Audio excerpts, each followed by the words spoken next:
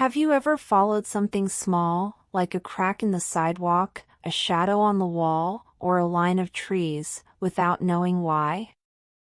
Sometimes learning English is just like that. You start with something simple, and if you trust the path, it leads somewhere unexpected.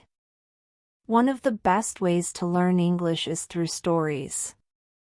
Because stories don't just teach, they take you somewhere. If you're ready to follow real English learning wherever it goes, subscribe to Talknative and leave us a comment. The air in Tehran was quiet that morning. It was one of those strange hours when the city holds its breath, before traffic takes over, before horns and voices rise. Armin walked with no direction, just a need to move. He had his headphones in, but the music wasn't loud. He wasn't really listening. He turned into a narrow street, lined with low buildings and old walls. There weren't many people around. Just birds, the distant sound of a broom sweeping a sidewalk, and the occasional bark of a dog behind a gate. Then something caught his eye. The trees.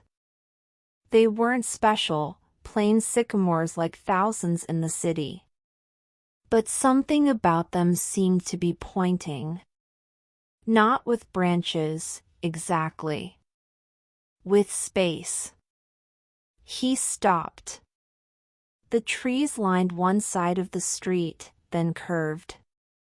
There was a small opening between two houses where they continued, leaning slightly, as if bending into each other. He followed. There was no sign. No path. Just soil underfoot and old leaves. But the trees kept going. He passed a low brick wall with ivy. A rusted pipe. A forgotten wooden bench. Still, the line of trees continued, always bending gently, guiding him. And then, without warning, the space opened. He stepped into a hidden park.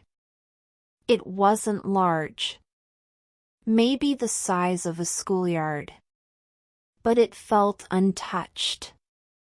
Wild in the right way. A wooden swing hung from a thick branch. An old fountain, dry but still standing, marked the center. The grass grew in soft, uneven waves. Light filtered through the leaves like water. He sat on a flat rock and looked around. No one. Only the sound of a breeze, a bird above him, the distant hum of city life. He felt like the park had been waiting. He didn't take out his phone. He didn't take a photo. He just sat. For 20 minutes. Maybe more. When he finally stood, he followed the trees again, but from the other side. The way out wasn't the same as the way in. But it didn't matter. He had already arrived at something. That night, he wrote one sentence in his journal.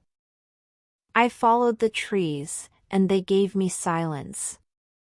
In today's story, you practice natural phrases like he wasn't really listening, something about them seemed to be pointing, and he felt like the park had been waiting. These kinds of expressions help you think in English, not just translate word by word. We share real stories every day on Talknative to help you learn English in a deep and natural way.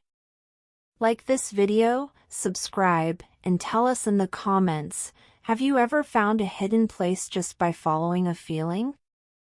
See you in the next video.